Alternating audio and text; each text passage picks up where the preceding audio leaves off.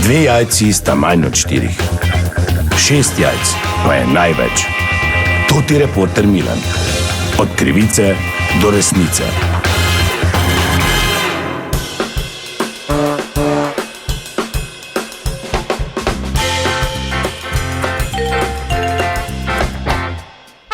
Dame in gospodje, Toti Milan, sem ponovno na sledi zgodbe. Včeraj je bil prvi od ledenih mož in učinkovito opravil svoje delo, kajti danes zjutraj smo se zbudili v kar hladno jutro.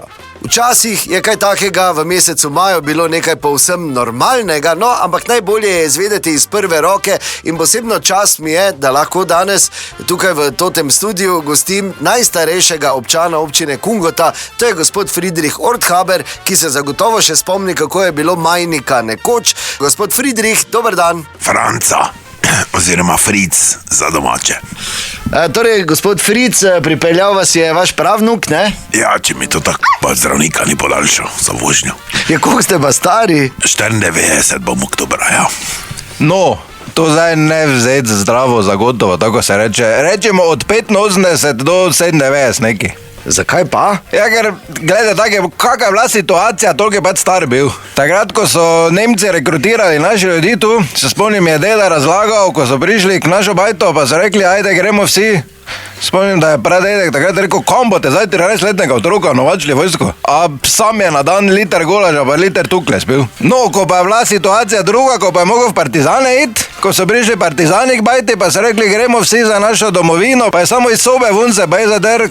Kam bote zdaj 70-letnega dedeka vlačili, se te niti metka ne morem dvigniti. Pa to je bilo 2 leti vmes razmaka.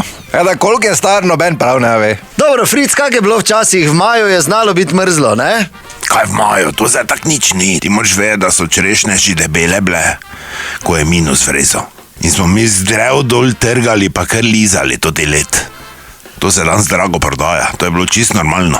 Po 2 metra snega v Kungotu je nekaj normalnega bilo. S tem, da sem jaz smel 7,3 kilometre do šole. Daj pa deda ne laže, no. V Google Maps sem vpisal, not mi je točno pokazalo, kilometer pa 100 metrov smel. Trotl, pa to je bil drugi breg, pa cik-cak, ko in se zdaj ni več tak strmo. Dobro, o mrazu se pogovarjamo, Fric, ja včasih. Ko je bilo 2 metra snega, mož ve, da še župnik, ne vem še zdaj, ki ga je dobo, nemški toti kamgarnasti šenjel noso. In kuharca Anica, ko bila bolj slaba šivilja, mu je prek tistega original križa toti križ cerkveni zaštepala, samo se pa je strani, sploh ko je sonce posijalo, vidlo, ono staro vun. Tako da so ga guten tak fater pozdravljali od straha, ko je hodil. Pa mož ve, tudi plašč tam od 2 mogla gordat. Tudi mantle moj 40 kil. Take zime so bile, da je župnik pukles bil. Ker ko se zviješ, ne čutiš mraza, ne. Kak pa misliš, da smo mi do te hude zime kozara pa drvar pa to preživeli? Ja, če pa niste bili v partizanih, ba je? Kdo je rekel? Vaš pravnuk, da ko so prišli po vas, ste rekli, da ste 70. Na boj nor, če sem bil agent, pa sem se lagal, da sem starejši. Ja, najlepša hvala, no, za vaš čas, vse dobro, želim veliko zdravja. To je bila še ena zgodba, raziskoval sem jo Toti Milan, od krivice do resnice.